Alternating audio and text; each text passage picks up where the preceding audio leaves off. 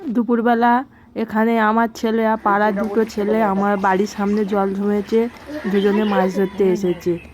কিছু মাছ নেই, আর এখানে আমার বর আর এক সপ্তাহ হলো ব্যবসায় বেরোতে পারেনি, তার মালগুলো গুছিয়ে নিচ্ছে, কালকে বেরোবে যদি ওয়েদার ভালো থাকে। কাজের মানুষ বসে গেলে একটা সংসারে কত অসুবিধা, একজনের উপরই সংসার চলে, ফেরি করে খায়, দিন আনা দিন খাওয়া। এবার ও না বেরোলে আমাদের খুবই অসুবিধা হয়। তা কালকে যদি ঠাকুরের কৃপা ওয়েদার ভালো হয় তাহলে একটু মাল নিয়ে বেরোবে। ছেলের পড়া মাইনে আছে, লোন আছে, দিতে তো হবে, ওই জন্য যতই যাই হোক এইগুলো তো বজায় রাখতে হবে, ওই জন্য সব কিছু রেডি করে নিচ্ছে, সকাল সকাল বেরিয়ে যাবে। আর এই সন্ধেবেলায় ছেলে সিঙ্গারা এনেছে, ওই চা করে এনেছি, মুড়ি, এই সিঙ্গারা খাওয়া দাওয়া হবে।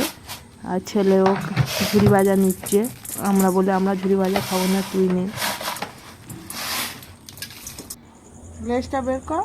আর এই ছেলে সন্ধ্যেবেলা মুড়ি টুড়ি খেয়ে আমাকে ঘর ভিতর বসে আছে, ডাকছে মা মা বাইরে আসলে কি হয়েছে, না বাইরে গিয়ে দেখে না ছেলে জাল দিয়ে ল্যাটা মাছটা ধরেছে। আর রাত্রেবেলা আমাদের খাওয়া দাওয়া হচ্ছে, দুপুরবেলা মাংস আর রুটি, রুটিগুলো পুড়ে গেছে, গ্যাস শেষ করে করেছি তাড়াতাড়ি করে, অনেকটা পুড়ে গেছে, তাই রাতে খাওয়া দাওয়া হচ্ছে। পুড়ে গেছে বলে কি ফেলে দেবো, পয়সার জিনিস, তাই খেয়ে। আজকে দুপুরে রান্না করেছি ভাত আর চাল কুমড়ো দিয়ে চিংড়ি মাছের তরকারি। এটা আমাদের সবার প্রিয় একটা খাবার, অনেক দিন পর করলাম, খেতেও ভালো হয়। আর সাথে করেছি রুই মাছ সর্ষে পোস্ত দিয়ে ঝাল।